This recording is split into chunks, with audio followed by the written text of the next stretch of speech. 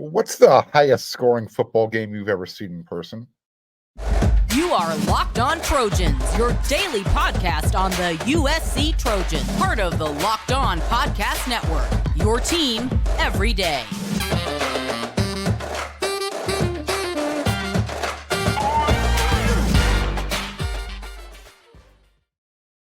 Fight on, everyone. I am your host, Mark Holkin, and thank you for making Locked On USC your first listen every day. Whether you're going to watch this show on YouTube or wherever you're going to download your podcast, it's free. I appreciate your support. You can show your appreciation. It's free, it's quick, it's easy. If you're watching on YouTube, do me a favor, become a subscriber. You should have already. Click that red subscribe button. When you see the thumbs up, smash it. And I never want you to miss one episode. Click that bell notification button and you are covered. This episode is sponsored by Game Time. Download the Game Time app, create an account, and use code LOCKEDONCollege for $20 off your first purchase. I've seen USC score 66 points a few times. UCLA, Nevada.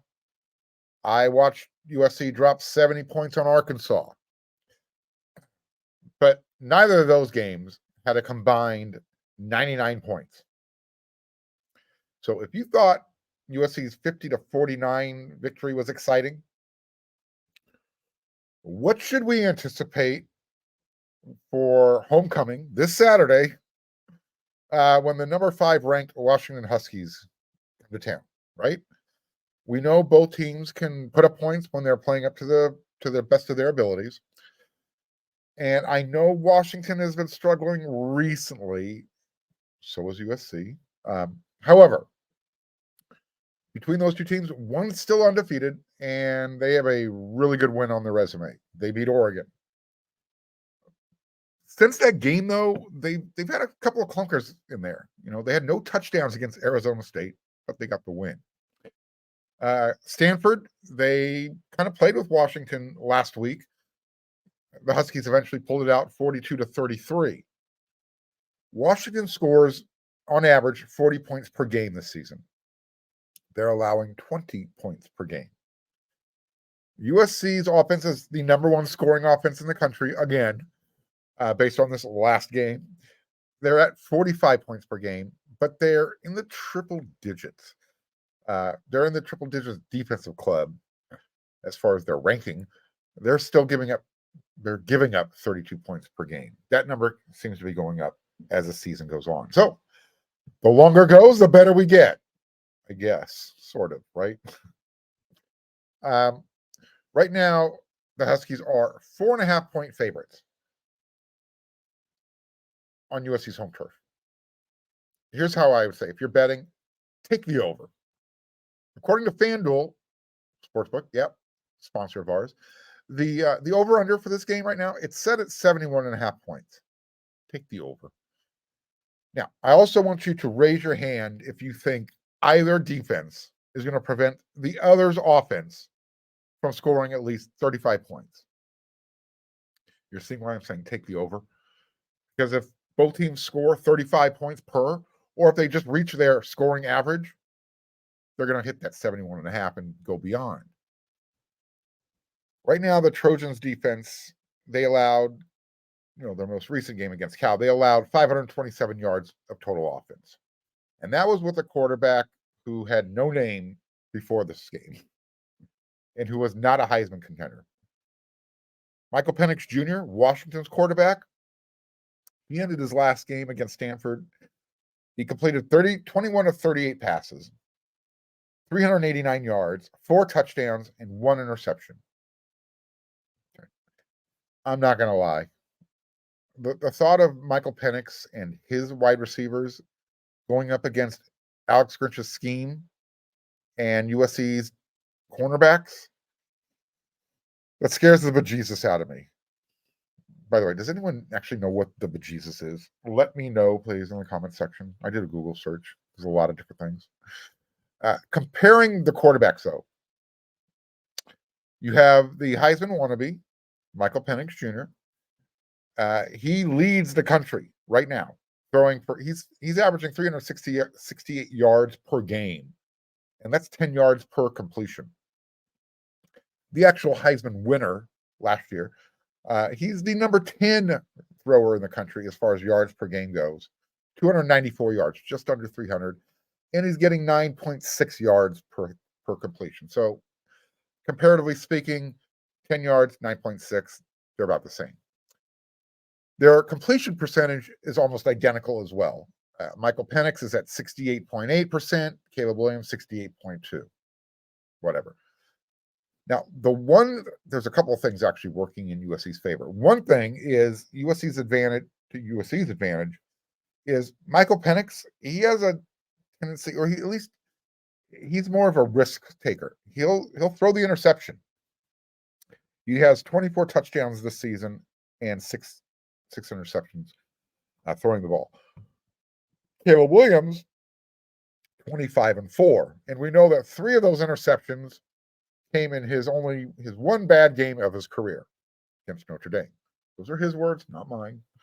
But according to Caleb, one bad game. That's where he had 3 out of his 4 interceptions. I don't anticipate him having another one of those performances. Now, if Alex Grinch's 2022 opportunistic Trojan defense shows up, Michael Penix could be in for a game of mixed results. I actually see 2 interceptions for USC in this game. Collecting 2 interceptions. Make that clear. And you know what else? We know that USC is pretty heavily penalized. They had 11 for over 100 yards this past weekend against Cal. But I was literally just made aware of this. I had no idea. The Huskies are actually worse than USC when it comes to penalties. They're last in the conference. So we'll see. So how do you frustrate Washington's offense? Michael Penix, the quarterback. Well, Trojan fans, do you remember how frustrated you were when Monty Kiffin was USC's defensive coordinator? Allowing all those yards between the 20s, the bend don't break, too deep, keeping everything in front. That's what USC needs to do against Washington. Washington doesn't run the ball particularly great to begin with. So with that said, though, they also haven't played against USC's defense yet. So we'll see how good or Washington's run offense could be. I kid, but just a little bit. Now, what I am willing to do, though, I'm willing to sacrifice yards for possible field goal attempts. That's what I'm talking about. Keeping everything in front, going to that cover 2 zone defense that Monty Kiffin loved to do. Keep Washington's big plays minimized. They're going to get some. We have to accept that, right? But don't let them get behind USC's cornerbacks on a regular basis. That's what you got to stop. I wrote in my Monday column on wearesc.com in my Monday's Morass. I'm not sure if Caleb Williams actually has a seat waiting for him in New York this year for the Heisman ceremony. Now, his numbers right now, they're not spectacular. And he doesn't have any of those Heisman moments. He didn't have one in the Notre Dame game for sure. I'm not sure he really had one in the Utah game as well. This game against Washington, it's his road to redemption. We'll call it the road to redemption tour. Like I said, it's a Heisman winner versus the wannabe. And I don't mean wannabe in a negative mean. I mean, Michael Penix wants to be the Heisman winner this year. Caleb at home with pressure. Are you going to take him, or are you going to take Michael Penix on the road with the pressure to stay undefeated, one, and to perform better than Caleb Williams? Let's look at it this way from a team perspective. This is USC's first playoff game. I kind of touched on it a little bit on yesterday's episode of Locked on USC. If they lose one more game, everything is done. There's no conference championship game, nothing. Really nothing left to play for other than pride. Now, Michael Penix, he has that comeback win against Oregon in the bag already. That's his, Heisman moment, so to speak. Caleb is going to want to remind everyone who the best quarterback in the country is. I can see both quarterbacks having big days. I just need Caleb to have a better day. I think both are going to go well over 300 yards passing. I think Penix will go well over. Caleb will hover somewhere between 300, 350. Because, and the reason being is Caleb will use his legs more than Michael. With that being said, watch what happens. Reverse. It always does, right? So Caleb will have at least 3 touchdowns throwing the ball. He'll also have at least 2 running the ball. So 50-49, not quite 100 points. The Trojans in Colorado earlier this year, they combined for 89 points. USC versus Arizona in triple overtime. What do they have? 84 points. That matched the game that USC had against San Jose State to open the season. I think USC versus Washington, that has the potential to crack the century mark. But by how much? That's really the question, right? Is this going to be a track meet?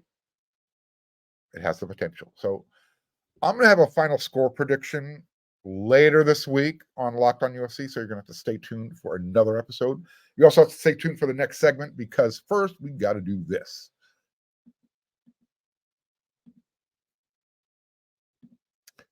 Trojan fans, stop stressing out trying to get tickets to the game. Download the Game Time app. By the way, this game, it's sold out. All tickets sold. With killer deals and last-minute tickets and their best price guarantee, you can stop stressing over the tickets and start believing and start getting hyped up for the games. That's all you got to do. Trojan fans, if you're still on the bandwagon, Game Time has deals on tickets right up to the day of the event. Get exclusive flash deals on tickets for football, basketball, baseball, concert tickets, comedy. They got it all.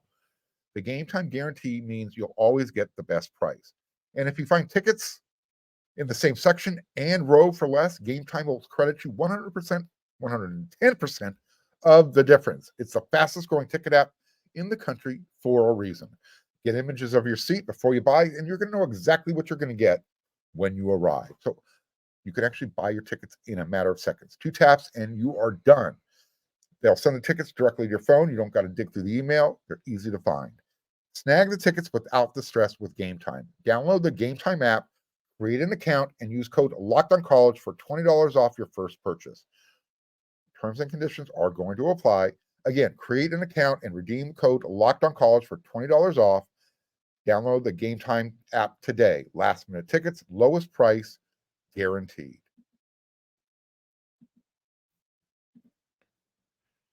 The college football season is here, and this season, Locked On is kicking up our coverage. Each Friday, Locked On will go live from 12 p.m. to 1 p.m. Eastern on every Locked On College YouTube channel. Locked On College Football Live will cover the college football playoff implications, the conference rivalry games, and they're going to go in depth like only Locked On can, including insight and analysis from our stable of Locked On College hosts covering their team every day. Find Locked On College Football Live every Friday from 12 p.m. till 1 p.m. Eastern on any Locked On College YouTube channel. You're not going to want to miss it. I want to make one thing clear. At USC, cost really isn't the issue here. They have the money if they ask nicely. And when it comes to the defensive coordinator spot, USC typically pays its DCs or its assistant head coaches what the going market rate is. Alex Grinch, right now, let me just put it this way. He isn't starving. He's not forced to eat bologna sandwiches or Cheerios every day. He's okay. And I'm pretty sure, former guys like Clancy Pendergast and guys like Ed Orgeron, Monty Kiffin, they weren't living paycheck to paycheck either when they were USC's defensive coordinator or assistant head coach. What I'm trying to say is, whatever direction USC is planning to go after this season, which I think everyone assumes is going to be in a different direction defensively, I think that's working in USC's favor as far as being able to show, hey, you know what? We'll take care of you financially. Something else that I think is working in USC's favor, Coach Riley, he likes to call his own offensive plays.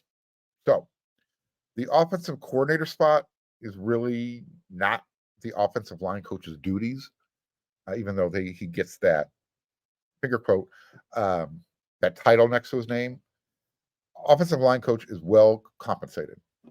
But the money that's being saved on an actual offensive coordinator can now kind of be shifted towards that defensive coordinator spot.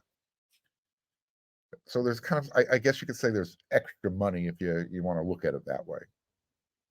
Especially if that the next defensive coordinator has the bona fides to demand that extra dinero, right? Demand the extra top dollar. Right now would not be the time for USC to all of a sudden become financially prudent. One way, and I think a really quick and easy way for Coach Riley to change the optics regarding him and defense is for him to say, hey, we're going to take this thing really seriously. Defense matters. Defensive coordinators out there, you show me your resume, I'll show you the money. He's not going to use those exact words, but that's the message that he wants to convey. And there's two ways of looking at this. As far as who you should be looking at for your next defensive coordinator. Because number one, there's a lot of young up-and-comers out there. But there's also a lot of NFL guys out there that you can go after. And just look at what UCLA did in 1 year. Yeah. Excuse me. They brought in, his last name is Lynn. He was from the Baltimore Ravens. And he was obviously in the NFL. And UCLA right now, I think they have the number 7 ranked defense in the country. I told you earlier, USC is in the triple-digit club. You never want to be in the triple-digit club. Not when it comes to statistics. Never. The higher the number, the worse you are. Now, like I said, there's young guys out there. I'm not saying USC should go get James Madison, defensive coordinator, young guy, up-and-comer. He does have the number 1 run defense in the country. So again, I'm not saying he's the right guy for USC, but there are guys out there like that you might want to look at. Me personally, I think Coach Riley needs to find somebody with name recognition. I mean, this is about the optics we're talking about and being able to kind of lure the defensive recruits back. They want to recognize a name, recognize somebody who's successful at his craft. And I think the next defensive coordinator is going to want to bring in some of his own guys. So how much should USC's budget set aside for the next defensive coordinator and his staff? I'm thinking anywhere from $3 to $6 million. $6 million is probably on the high side, but is that too much? I think $3 million is where you start. You've got to have that as your bottom line, right? Because you have to assume at least 2 to 2.5 of that the defensive coordinator is going to want. So let's add another $2.5 million for the pool of assistants. So maybe $6 million is that number. Especially, again, if someone has the defensive resume and they've earned it. I mean, how about a guy like Gary Patterson? He's helping out Texas Longhorns right now. They look better defensively this year. Let's admit that. I would also think that any defensive coordinator who is worth his lick would love the chance to go up against Big Ten defenses next year. Because remember, that's what USC is kind of selling right now. They're done with the Pac-12 wide open offenses. My partner, my buddy, Chris Arledge, over there on Inside the Trojan Huddle, he said it perfectly. Besides Ohio State and Penn State and Michigan, and this is me talking, I'll even add in Maryland's offense. What else does the Big Ten have to offer that scares you offensively? That's right, no one. If I'm a defensive coordinator and I know what USC's talent base has the ability to kind of go get, I'm thinking, yeah, you know what? That might be the place for me. I mean, you want to talk about making yourself look good? If that's, the goal is to maybe become a head coach one day, I would think defensive coordinators would be lining up for this opportunity. You're going to come in, you're going to make USC's defense good to great again for the next couple of years, and then boom, catapult yourself off to a head coaching job. I think that's how USC needs to sell the position going forward. The type of talent to attract. Go get a big name, possibly someone from the NFL, something that's going to sell to recruits. And I think just like what those guys across town did, you can change your defense pretty quickly. I'm not worried about USC getting the talent. I am worried about USC putting the right scheme together to match the personnel. We'll see what happens. And this is actually a perfect segue for the next segment.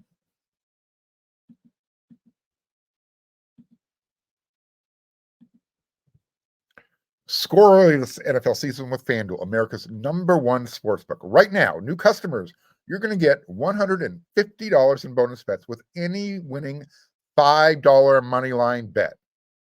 That's $150 if your team wins. If you've been thinking about joining FanDuel, there's no better time to get in on the action than right now. The app is really super easy to use, and they've got a wide range of different betting options. They've got the point spread, they've got the player prop bets, they've got the over-unders, and they've got a whole bunch of other ways you can bet. So check it out. Visit FanDuel.com/locked-on and kick off the NFL season. FanDuel, an official partner of the NFL.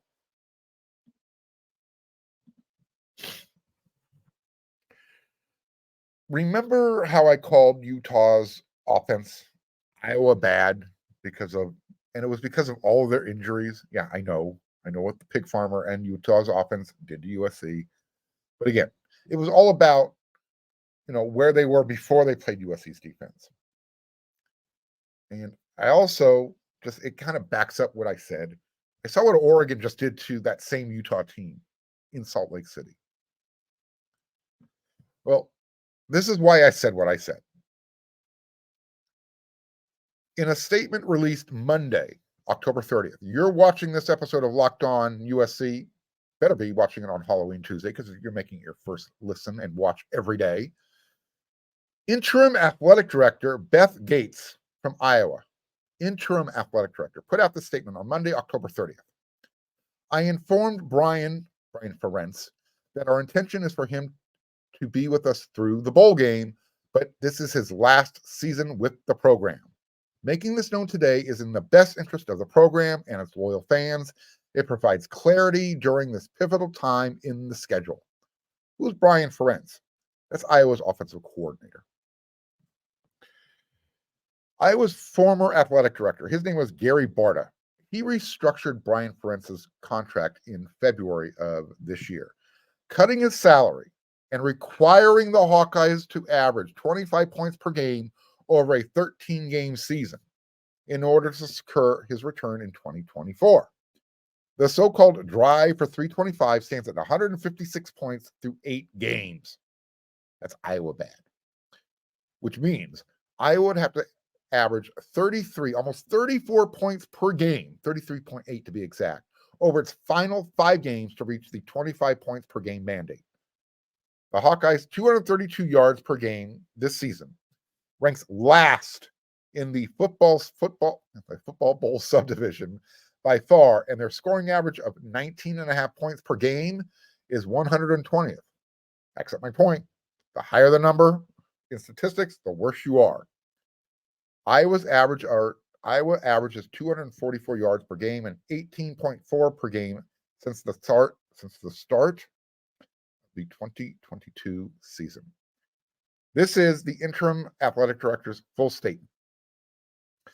Anyone who loves Iowa football recognizes both the success and challenges that have brought attention to our program this season. Our struggles on offense, coupled with the offensive coordinator's contract, make this a unique situation. After conversations with head coach Kirk Ferentz, coach Brian Ferentz, and President Wilson, I informed Brian that our intention is for him to be with us through the bowl game, but this is his last season with the program.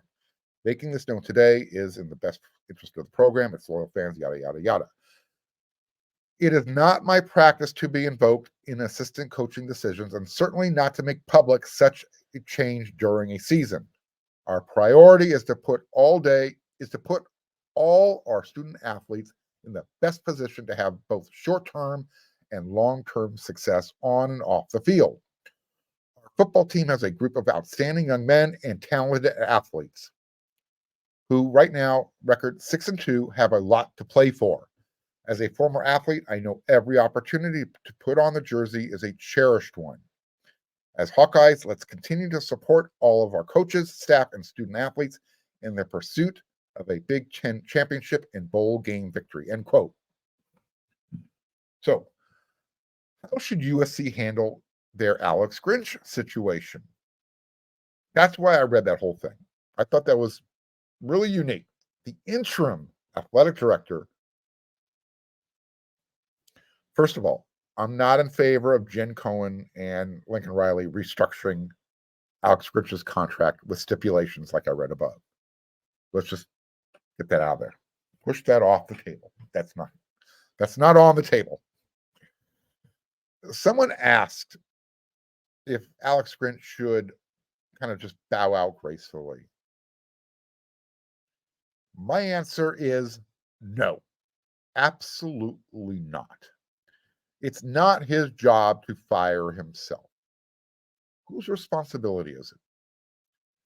Coach Riley needs to be the accountable person here. It was his decision to bring him back in January, despite all the evidence against it. It's his responsibility to kind of break the news, even if it's to a real good friend. That's part of the job, part of the responsibility of being head coach. With that said, I like Iowa's interim AD. I mean, she had the intestinal fortitude to say, hey, thanks for your time, but we're going in a different direction in 2024. She recognized that the chance of them hitting those stipulations probably wasn't going to happen. Let's just cut bait now. So what if athletic director Jennifer Cohen had the same conversation with Riley and then made a similar statement? You know, I kind of like that. I kind of like it. And from number one, it puts defensive coordinators on notice. The store's open. Come check it out. Send in your resumes. Get started. You know, create that buzz. There's another potential benefit, short term. I don't have any evidence to back it up, but it's kind of human nature. Maybe the players who have been giving great effort all season, all last year, maybe they actually send their current defensive coordinator off with, showing signs of improvement.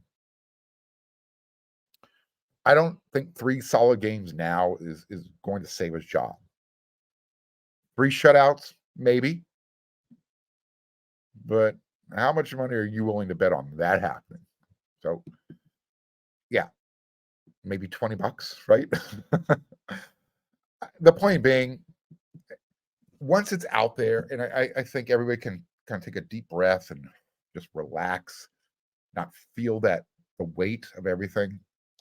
I think maybe even the players on defense will play a little bit better, because I think they are playing to try and save their coach's job. I think if it's out there where it's known. I like what Iowa did. I would not be opposed to USC following the same formula. Use the same approach. Because again, if Jen Cohen is going to make that kind of public statement, I would anticipate that she's going to have the conversation with Lincoln Riley first. She's not going to go above his head. I have a pretty good feeling that Iowa's athletic director had the conversation with Brian's father, Kirk. And isn't that weird? Kirk Ferentz, defensive guy, his son, an offensive guy, but obviously just not getting the job done. So give me your comments. Tell me what you think. You're not shy. Let me know. I'm going to be back with another episode of Locked on USC tomorrow, because that's what we do 5 times a week. I might even have my final score prediction. I might wait till Thursday. Who knows? But I am going to have something new and always something thought-provoking to talk about here. We are going to talk about Washington, that's for sure. But until then, everyone, you know what to do.